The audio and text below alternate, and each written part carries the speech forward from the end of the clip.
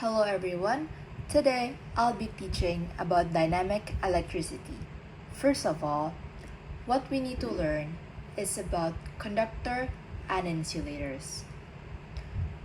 Insulators are material that resist the movements of charges. It does not allow particles to move freely inside. On the other hand, conductors are materials that allow charges to flow freely. Some examples of conductors are copper wire and silver spoon, and any other metals. An example of insulator is rubber, glass, wood, ceramic, and paper. The electric potential, which is voltage, at a point in an electric field is the electric potential energy. The formula that connects this is PE equals voltage times charge. The potential energy is measured by joules. The electric potential voltage is measured by volts, which is equivalent to 1 voltage per coulomb. The charge is measured by coulomb. The tool to measure electrical potential, which is voltage, is called a voltmeter. Then, if you look at electric potential diagrams and look at this example, if a charge moves from high potential to low potential, no work is done because it does not require energy. But if a charge moves from low potential to high potential, work will be done because it requires energy. Electric current is the rate at which charge flows past a point on a circuit. The formula that defines the relationship between current, charge, and time is I equals Q over T. The current is measured using a tool called ammeter. Resistor is a component that limits or regulates the flow of electric current in a circuit by providing specific amount of resistance. This resistor helps prevent damages such as overheating, causing fire hazards. Ohm's law defines the relationship between voltage, current, and resistance in an electrical circuit. The Ohm's law explains that current is inversely proportional to resistance, while current is directly proportional to voltage. And this formula proves that there's two types of circuit, one of them being series circuit. Series circuit is a circuit where components are connected end-to-end in a single path, while a parallel circuit is a circuit where components is connected across a common point with multiple paths. There are some distinct features that differentiate series and parallel circuit. The current in series circuit is same in all components, while the current in parallel circuit is split among branches. The voltage in series circuit adds up across components, while in parallel, the voltage is same for each branch.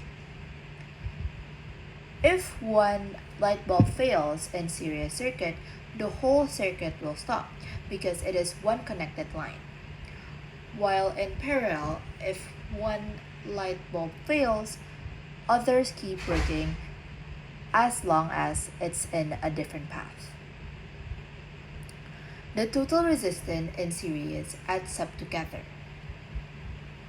Using the formula, R total equal R1 plus R2 and etc. While in parallel, the total resistance decreases. This is caused because each band provides additional path for electric current to flow. This could be counted by using the formula 1 out of R total equals 1 per R1 plus 1 per R2 and etc. So for this example, since it is in series circuit, we use the total resistance formula in series circuit, which is R total equals to R1 plus R2 plus R3. So R1 here is 4 plus 6 plus 10, which equals to 20 ohms. Now that we got the total resistance, let's find the current using the formula I equals to V over R, where the voltage is 12 and the resistance is 20, which equals to 0.6 A. And that is the current. First, we got the information that there is resistors in a parallel. So we need to use the total resistance formula for parallel, which is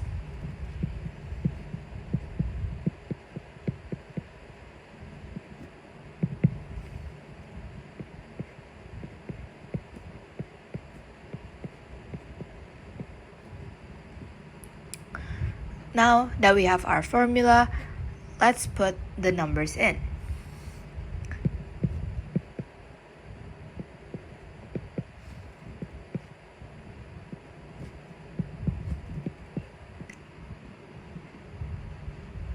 So after putting the number in into the formula, we have to make sure that the denominator is the same.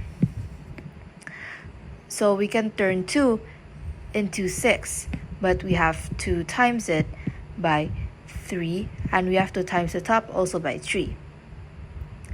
Now we can add it, making it into 4 over 6. We simplify it and divide it, making it 1.5 ohms. Now that we know the total resistance, we need to use the current formula, the Ohm's law, to determine the current.